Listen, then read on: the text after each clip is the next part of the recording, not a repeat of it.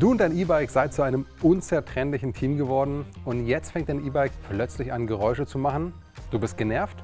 Dann habe ich in diesem Video ein paar Tipps für dich, wie du den Geräuschen auf den Grund gehen kannst und sie im besten Fall sogar beseitigen kannst. Servus liebe Rebikerinnen, servus liebe Rebiker. In diesem Video möchte ich mit euch über das Thema Geräusche sprechen. Geräusche sind an modernen E-Bikes keine Seltenheit. Der Grund ist einfach: viel Technik auf geringstem Raum. Da kann es schon mal zu Geräuschen kommen.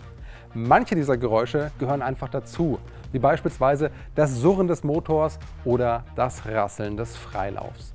Es gibt aber auch Geräusche, die sind einfach lästig, wie beispielsweise ein loser Steuersatz, der zu nackeln anfängt. Oder eine Bremsscheibe, die nicht mittig im Bremssattel sitzt und beim Bremsen zu singen beginnt. Wie ihr erkennt, welche Geräusche normal sind und bei welchen ihr hellhörig werden solltet, das möchte ich jetzt in diesem Video mit euch besprechen. Fangen wir aber erstmal an mit den Geräuschen, die dazugehören. Ich habe es ja schon gesagt, das Surren des Motors. Das gehört natürlich dazu, denn so ein E-Bike-Motor, der viel leistet, der macht natürlich auch Geräusche und die nehmen wir auch beim Fahren wahr. Das ist eben Teil dieser Technik. Was auch dazu gehört, ist natürlich das Rasseln des Freilaufs und davon haben wir am E-Bike gleich zwei. Nämlich einmal den Freilauf an der Hinterradnabe und der ist unüberhörbar, genauso wie der Freilauf vorne am Motor. Denn auch im Motor gibt es einen Freilauf. Und dieser Freilauf, der da im Inneren des Motors sitzt, der kann schon mal relativ laut rasseln. Vor allem, wenn ihr mit dem E-Mountainbike bergab fahrt. Diese Geräusche kennen vor allem Shimano-Fahrer und auch Bosch CX-Fahrer.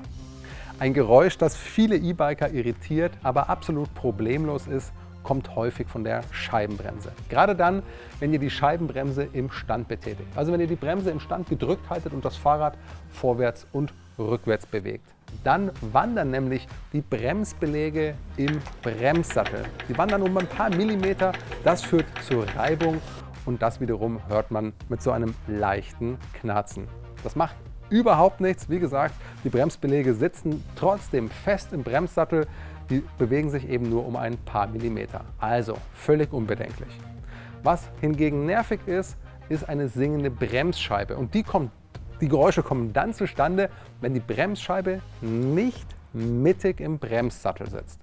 Wenn das der Fall ist, dann schaut euch unbedingt unser Hilfevideo an, wie ihr den Bremssattel richtig einstellen könnt. Schaut einfach mal in unsere Playlist im Rebike YouTube-Kanal. Da gibt es eine Menge an Tutorial-Videos, mit denen ihr euch selbst helfen könnt. Sollte dein E-Bike Geräusche machen, die über die normale Geräuschkulisse hinausgehen, dann zeige ich dir jetzt mal, wie du den Geräuschen auf den Grund gehen kannst. Schauen wir uns als erstes die drei neuralgischen Punkte am E-Bike an und starten wir mit dem Cockpit. Hier vorne sind nämlich mehrere Bauteile miteinander verschraubt, die relativ große Last abbekommen. Klar, denn hier vorne sitzt der Lenker im Vorbau und hier der Klemmbereich des Vorbaus, der kann schon mal Ursprung von Knarzgeräuschen sein. Das entsteht dann, wenn die Schrauben nicht gleichmäßig und über Kreuz angezogen wurden. Ganz wichtig, wenn du den Vorbau hier vorne anziehst, dann eben immer die Schrauben über Kreuz im Wechselschritt anziehen. Und noch wichtiger, wenn du die Schrauben anziehst, dann nutze unbedingt einen Drehmomentschlüssel, denn die Schrauben müssen mit einem vorgegebenen Anzugsmoment angezogen werden. Das stellt sicher, dass weder Geräusche entstehen oder die Schrauben durch ein zu hohes Anzugsmoment beschädigt werden. Also Drehmomentschlüssel schnappen, das Anzugsmoment einstellen und die Schrauben über Kreuz im Wechselschritt anziehen. Dann entstehen auch keine Geräusche. Der zweite neuralgische Punkt ist der Bereich des Motors und des Motorinterface. Also der Bereich, in dem der Motor mit dem Rahmen verschraubt ist. Hier solltest du nicht selber Hand anlegen, denn das kann dazu führen, dass die Garantie für dein Rad erlischt. Solltest du feststellen, dass aus diesem Bereich Geräusche kommen, dann nimm bitte unbedingt direkt Kontakt mit uns auf. Unsere Kundenberater sagen dir dann ganz genau, wie vorzugehen ist. Die Kontaktdaten zu unseren Kundenberatern, die findest du unten in der Beschreibung. Ob dein E-Bike Geräusche unten im Bereich des Motors macht, kannst du ganz einfach feststellen, indem du dich neben dein E-Bike stellst und, ganz wichtig, die Kurbelarme in senkrechte Stellung bringst. Dann stellst du dich eben neben dein Bike und drückst auf der Seite auf das Pedal, auf der der Kurbelarm nach unten zeigt. Und zwar drückst du seitlich auf das Pedal, sodass das Rad zur Seite durchschwingt. Ganz wichtig, hier reicht es leicht aufs Pedal zu drücken und nicht mit aller Gewalt. Der dritte neuralgische Punkt am E-Bike ist der Bereich zwischen Sattel und Sitzrohr, also der Bereich um die Sattelstütze und die Sattelklemme. Es kann nämlich sein, dass Geräusche entstehen, wenn die Sattelklemme zu sehr zugeknallt wurde.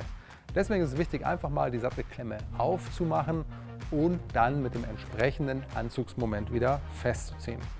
Wenn du schon dabei bist, kannst du die Sattelstütze auch einfach mal rausziehen und die Stütze nachfetten.